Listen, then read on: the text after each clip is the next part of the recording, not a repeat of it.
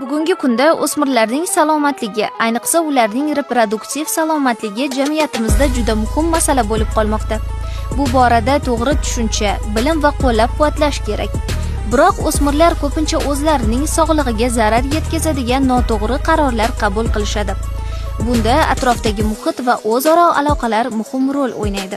Organizmda reproduktiv tizim va uning faoliyatiga bog'liq kasalliklar va muammolarning yo'qligi bo'libgina qolmay, balki to'liq jismoniy, ruhiy va ijtimoiy muvaffaqiyatlar holati hisoblanadi. Ya'ni o'smir organizm bu davrda 9 yoshdan 18 yoshgacha bo'lgan davrda balog'at davriga qadam qo'yadi va bunda turli xil o'zgarishlar yuzaga keladi.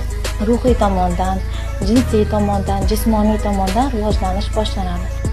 Reproduktiv salomatlik bu nafaqat jismoniy, balki ruhiy va emotsional salomatlikni ham o'z ichiga oladi. O'smirlik davri bu o'zgarishlar va rivojlanishlar davri. Shu sababli o'smirlar o'z tanasini yaxshi tushunishi, to'g'ri axborotga ega bo'lishi va zaruriy yordamni vaqtida olishlari zarur. O'g'il bolalar orasida ham, qiz bolalar orasida ham shaxsiy gigiyenaga rioya qilishligini ta'kidlab o'tgan bo'lardim. Ayniqsa qizlarimiz orasida balog'at davriga qadam qo'yilgandan keyin menstrual sikl boshlanadi va bu davrda o'smir qizlar organizmida gormonlarning o'zgarishini hisobiga teri bezlari rivojlanadi, ko'krak bezlari rivojlanadi va o'z navbatida gigiyena qoidalariga vaqtida rioya qilmasa, ularda har xil o'zgarishlar yuzaga kelishi mumkin. Shuning uchun onalarimizdan ham alohida iltimos qilgan bo'lardim. Bu davrda qizlarga alohida ahamiyat berish kerakligini. Reproduktiv salomatlik bo'yicha bilimlar o'sish jarayonida o'smirlarni noto'g'ri qarorlardan saqlashga yordam beradi. Eng muhimi o'smirlarning o'ziga bo'lgan ishonchi va sog'lom qarorlar qabul qilish uchun tayyorligi.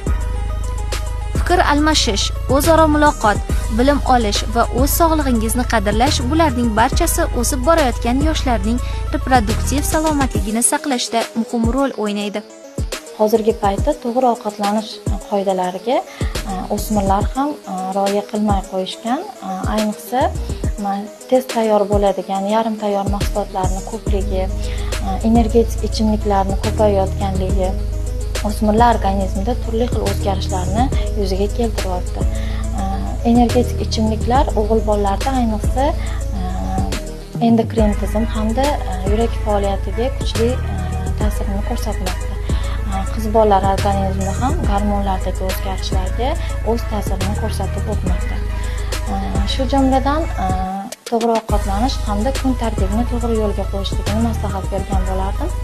O'z salomatligingizni asrang, bilimli bo'ling va sog'lom qarorlar qabul qilishda yordam oling. Faqat shu yo'l bilan siz nafaqat o'zingiz, balki jamiyat uchun ham sog'lom va baxtli kelajakni yaratishga yordam bera olasiz.